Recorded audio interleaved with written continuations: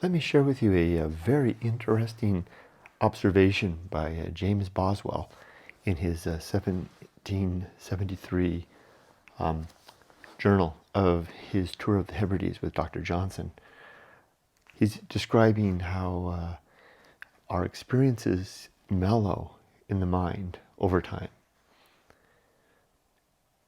I have often experienced that scenes through which a man... Oh, by the way, I should preface what they're doing. He and Dr. Johnson at this point are nearing the end of their journey through the Hebrides together in late summer. Not a very good season to be in the Hebrides in a sailing boat. And they're having a particularly good stretch of days, and they're coasting through the islands. As Dr. Johnson says, if this be not roaming among the Hebrides, nothing is.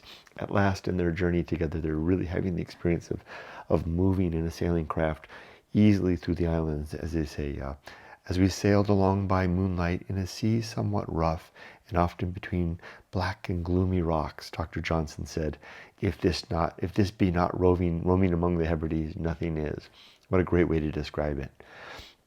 And then Boswell goes on to note this thought. I have often experienced that scenes through which a man has passed improve by lying in the memory. They grow mellow. This may be owing to comparing them with present listless ease. Even harsh scenes acquire a softness by length of time, and some are like very loud sounds which do not please, or at least do not please so much till you are removed to a certain distance. They may be compared to strong, coarse pictures which will not bear to be viewed near.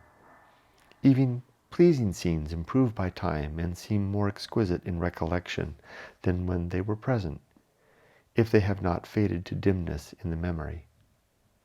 Perhaps there is so much evil in every human enjoyment when present, so much dross mixed with it, that it requires to be refined by time, and yet I do not see why time should not melt away the good and the evil in equal proportions, why the shade should decay and the light remain in preservation.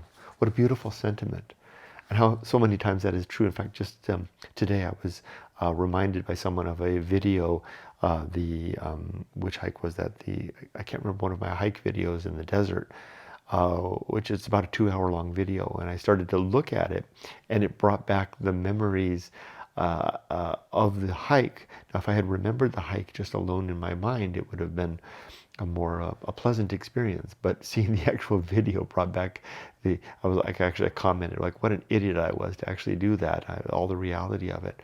Funny how as he says, he says he does not see why time should not melt away the good and the evil in equal proportion. Of course, evil being relative, good and evil being relative things here. Maybe the positive and the negative, as we might say in our more modern terms.